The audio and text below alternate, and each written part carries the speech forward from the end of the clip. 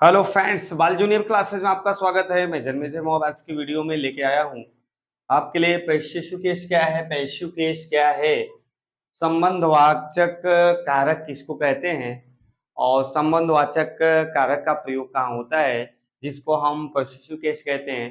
जैसे subjective case, objective case और possessive case होता है। मुख्य रूप से उसमें पोसेसिव केस क्या है और पेशेशु केस का प्रयोग हम कैसे करते हैं, तो इसको देख लेंगे। मैंने कुछ ट्रिक्स है जो मैंने शॉर्ट में लिख दिया है और इसको आप केयरफुल ढंग से समझेंगे तो जो ट्रांसलेट आप करते हैं, ट्रांसलेट का जो रूल्स है उसमें आपको बहुत ही हेल्पफुल होगा।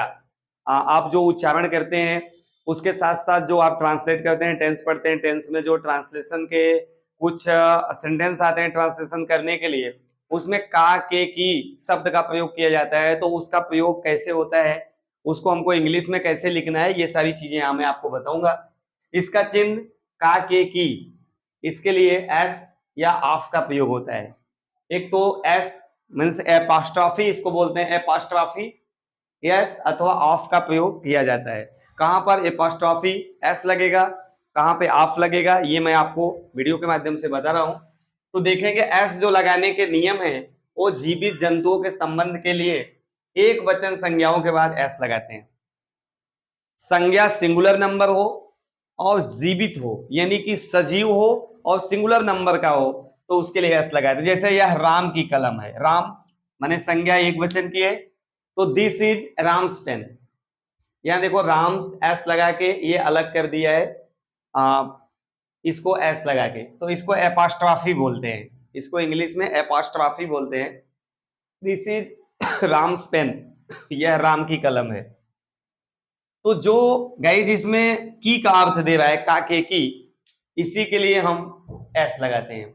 अभी जैसे शॉर्ट में आ गया, मैंने यहां लिखा सीता के चाचा, सीता के चाचा, तो मुझे इसकी इंग्लिश लिखनी होगी सीताज अंकल, सीताज अंकल। अभी एस नहीं लगाएंगे ना, तो सीता अंकल, सीता अंकल मतलब सीता चाचा, ऐसा हो जाएगा गलत। सीता के चाचा, जो एस लगाते हैं आप, ये देखोगे एस लगाने के नियम में मैंने लिखा जीवित जंतुओं के संबंध में के लिए एक वचन संज्ञाओं के बाद एस लगाते हैं। तो कुछ शॉर्ट ट्रिक्स है, मैंने आपको ये बताना चाहा, चूंकि आपका ट्रांसलेशन में प्रयोग होगा। जैसे उदाहरण के लिए यह राम की कलम है, तो की आ गया, का, के, की, और संज्ञा एक वचन है, राम सिंगुलर नंबर है, तो सिंगुलर नंबर की संज्ञा होना चाहिए। का, के अर्थ में एस का प्रयोग होता है। वह मोहन का भाई है, ही इज मोहन्स ब्रदर, ऐसा हो जाएगा ही इज मोहन्स ब्रदर। बहुवचन संज्ञाओं के लिए केवल ये कॉमा चिन्ह का प्रयोग किया जाता है। ये कॉमा देखेंगे केवल बहुवचन संज्ञा अगर हो, जैसे राम सिंगुलर है, इसकी जगह कोई प्लूरल हो, तो केवल यही लगा देंगे और इसका प्रयोग नहीं करेंगे।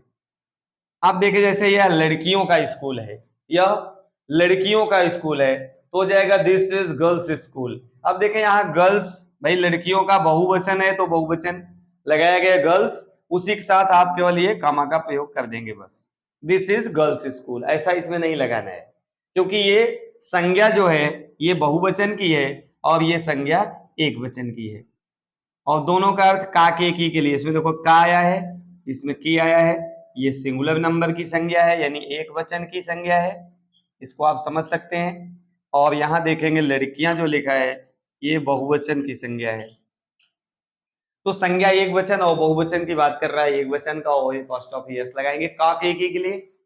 और अगर संज्ञा बहुवचन की है तो उसके साथ केवल एपोस्ट्रोफी एस जो यहाँ लगा है, यस लगा ही है, इसके साथ एक कॉमा का प्रयोग कर देंगे।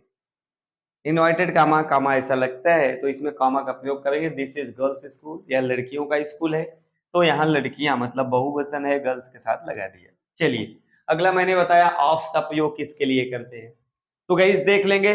जब संज्ञा नाउन, संज्ञा यानी नाउन निर्जीव हो तो का, के लिए ऑफ का प्रयोग करते हैं। मैंने ऐसे बना दिया है कि संज्ञा अगर निर्जीव में है, संज्ञा जो है हमारा अगर नाउन कोई निर्जीव नॉन लिविंग थिंग्स है और ये लिविंग के लिए लगता है, यहां देखेंगे यहां सजीव के लिए बोला है, सजीव के लिए लगता है और ये निर्जीव के लिए लगता है। जब संज्ञा निर्जीव हो, लेकिन जीवित जंतुओं के लिए, ये सजीव के लिए है, ये जब संज्ञा निर्जीव हो तो के लिए ऑफ का प्रयोग कर देते हैं। ये एपोस्ट्रोफी एस और ये कॉमा के साथ नहीं लगाएंगे बल्कि ऑफ लगेगा। और हिंदी का क्रम थोड़ा सा चेंज कर देंगे। यह कलम की स्याही है, ऐसा, यह कलम की स्याही है, अथवा यह स्याही कलम की, ऐसा भी हो सकता है। This is ink of pen, this is ink of pen, क्योंकि ये निर्जीव वस्तु है। यह मेरे स्कूल का चपरासी है, तो इसमें संज्ञा चपरासी के लिए this is peon of my school, this is peon of my school, यहां देखेंगे ऑफ लगा है। क्यों? क्योंकि इसकी जो संज्ञा है, जो नाउन है, वो क्या है, इसमें निर्जीव है। कलम और चपरासी के बारे में बात की जा रही है।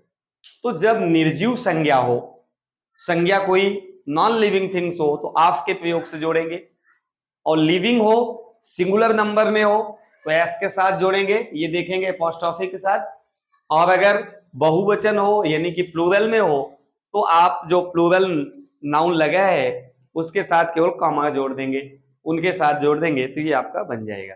तो ये पॉसेसिव केस की छोटी सी जानकारी है।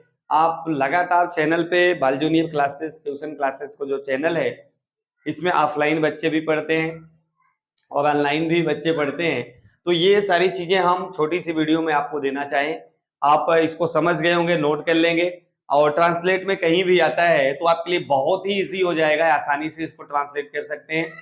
और ग्रामर की जो और बेसिक रूल्स हैं, सारी चीजें इस चैनल पे पड़ी हुई हैं। आप वीडियोज में जाएंगे तो सारा वीडियो जो है आपको मिल जाएगा। आप लगातार पढ़ते रहें और इंग्लिश में अपनी पकड़ मजबूत करते रहें। जस्ट इसके बाद नेक्स्ट टॉपिक लेके मैं आपको सामने फिर आऊंगा। तब तक के लिए आपको बहुत बहुत धन्यवाद। Thank you.